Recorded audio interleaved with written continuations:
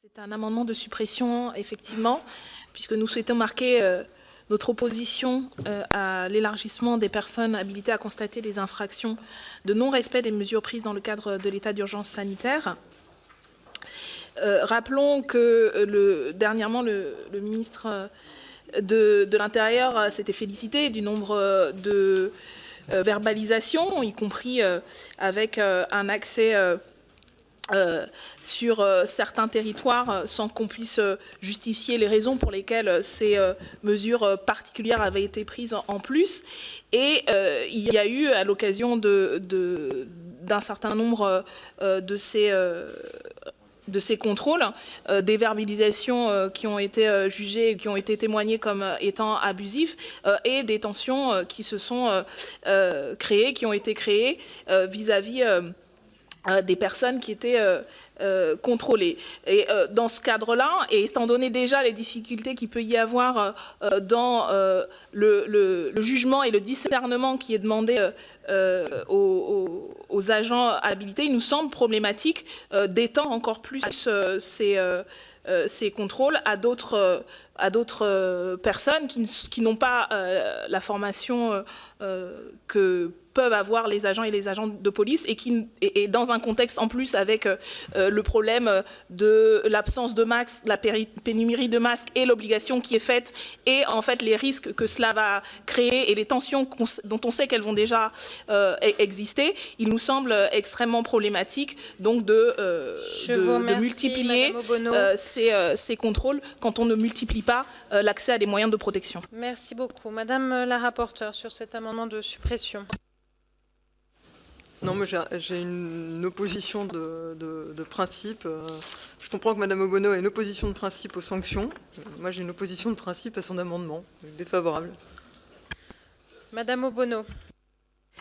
Non, Madame la rapporteure, ce n'est pas une opposition de principe aux sanctions. Encore faut-il que l'on puisse discuter de ce qu'on appelle sanctions et de la nature des sanctions et surtout de leur effectivité, puisqu'il ne suffit pas de sanctionner et de penser qu'en sanctionnant, on arrivera à réformer la personne ou éviter les actes. D'ailleurs, je crois que le bilan en matière de sanctions pénales depuis plusieurs années montre que ce n'est pas nécessairement la bonne idée. Et puis, je rappelle aussi que l'application des contrôles de manière disproportionnée et de manière discriminatoire sur un certain nombre de quartiers de territoire vis-à-vis de populations qui économiquement et socialement sont déjà désavantagées est encore plus problématique et contradictoire avec l'idée qu'on peut se faire d'une sanction qui permette en fait aux personnes concernées d'adopter de meilleures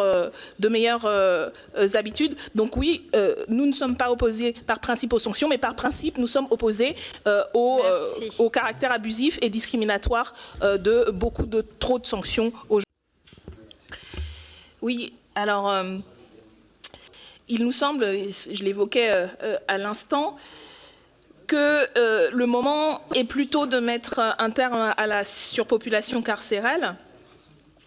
Des dizaines de condamnations ont abouti à de la prison ferme sur le fondement du délit de non-respect du confinement et ça va à l'encontre de ce que nous défendons depuis un certain temps en matière de déflation carcérale. Et encore une fois, ça va à l'encontre de la volonté et de la nécessité de mettre un terme à cette épidémie et d'éradiquer le virus, puisque les conditions actuelles, y compris en prison, ne permettent pas en fait de garantir la protection à la fois des personnes détenues et des agents qui y sont,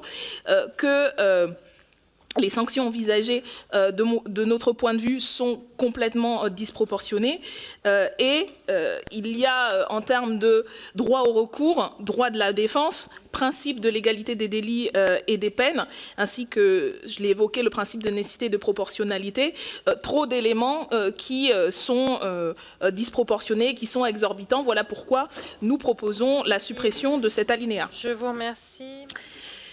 Alors, par cet amendement, nous souhaitons interdire l'utilisation de drones pour le contrôle du respect des mesures prises dans le cadre de l'état d'urgence et la verbalisation des individus. Depuis le début du confinement, police et gendarmerie utilisent de notre point de vue de manière, et pas d'une autre d'ailleurs, de manière démesurée les drones pour surveiller massivement la population, et cela dans un très grand nombre de communes. Des consignes sont diffusées par haut-parleurs, la surveillance vidéo est mise en place pour filmer les personnes. Mes chers collègues, s'il vous plaît, soit vous discutez dehors, soit vous taisez. Merci.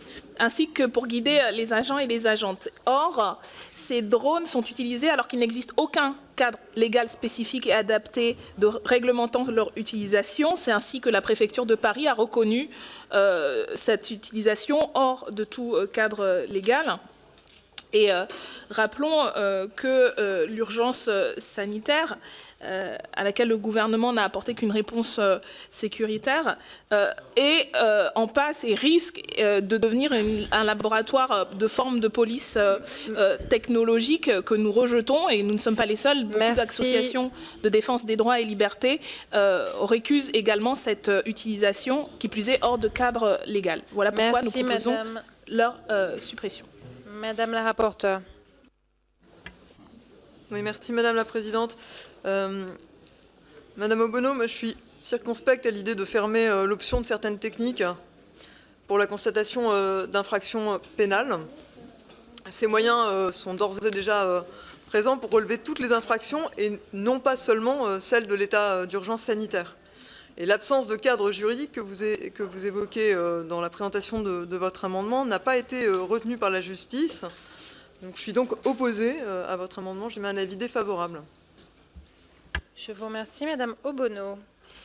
Madame la rapporteure et chers collègues, je pense que nous devrions tous et toutes être plutôt circonspects et circonspectes sur l'utilisation de ces techniques et avoir, y compris un vrai débat politique et idéologique, y compris plus largement philosophique sur cette utilisation qui se fait et qui se développe de manière incontrôlée, en tout cas non contrôlée par les pouvoirs publics et démocratiques, et qui vont en fait mettre au pied du mur, parce qu'une fois qu'on aura intégré ce fonctionnement, on aura d'autant moins de prise pour pouvoir l'arrêter. Et je crois que nous ne devrions pas céder à cette technophilie sans garde-fou qu'on voit à l'œuvre, et qu'on voit à l'œuvre de manière essentiellement sécuritaire et répressive, et que c'est ça, en tant que législateur, en tant que garant des droits et libertés, qui devrait nous rendre circonspects et devrait amener à ce que ces amendements soient adoptés.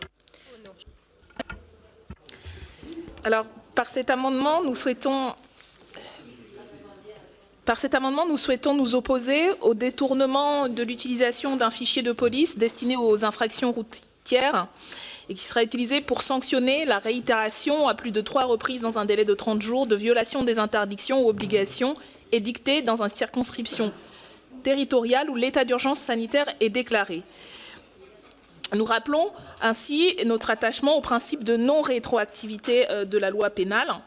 L'utilisation détournée de ce fichier ad hoc destiné aux infractions routières et non pour les contraventions de 4e catégorie a conduit à la nullité de la procédure dans une affaire à Rennes.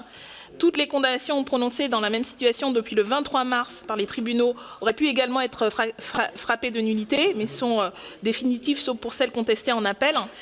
Et le ministère de l'Intérieur s'est donc empressé de rattraper le tir par un arrêté du 16 avril, prévoyant que les données recueillies avec l'appareil de verbalisation électronique puissent être enregistrées dans le fichier ad hoc. Mais cette erreur fait peser des risques de divergence d'interprétation de l'arrêté par les magistrats, et nous souhaitons que ce type de pratique cesse et par conséquent que soit supprimé cet arrêté. Merci. Alors, ici nous contestons à nouveau une disposition dite exceptionnelle, mais surtout très problématique, alors que le ministère de l'Intérieur se vante donc de millions de contrôles et de centaines de milliers de verbalisations depuis l'instauration du confinement. Nous souhaitons supprimer les mentions au casier judiciaire liées aux contraventions et délits de non-respect des mesures prises dans le cadre de l'état d'urgence, ainsi que celles sur le fondement de délits de mise en danger de la vie d'autrui avant la promulgation de la loi de 23 mars 2020, alors même que l'infraction n'était pas caractérisée et que le non-respect du confinement, à l'origine de garde à vue irrégulière par ailleurs, ne tombait sous le coup d'aucun texte pénal. Face à l'incertitude entourant de nombreux contrôles dans une période où la police a fabriqué la loi en décidant de la régularité ou non des déplacements de personnes et le caractère potentiellement inconstitutionnel du délit de non-respect de confinement, nous ne pouvons accepter que des contraventions de 5e classe et ce délit restent inscrits dans les casiers judiciaires des personnes intéressées. Oui, alors cet amendement vise à renforcer le contrôle effectué sur les actes discriminants commis par des personnes dépositaires de l'autorité publique. Je l'indiquais tout à l'heure, le ministre de l'Intérieur s'était vanté du fait qu'il y avait 2 fois plus de contrôles et 3 fois plus de verbalisation, par exemple en Seine-Saint-Denis, alors même que ces services et les directeurs de la police et de la gendarmerie que nous avions auditionnés assuraient que le confinement était respecté de la même manière sur l'ensemble du territoire. La liste des violences et discriminations est longue.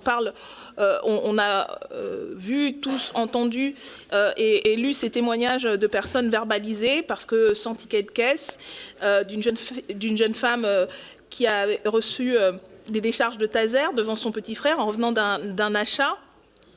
Et j'en passe. Et il nous semble donc plus urgent que jamais de prendre des mesures afin que ce type d'usage disproportionné et de manque réel de discernement puisse se reproduire. Voilà le sens de notre amendement. Je vous remercie, Madame la rapporteure. Oui, l'amendement que vous proposez, Madame Obono,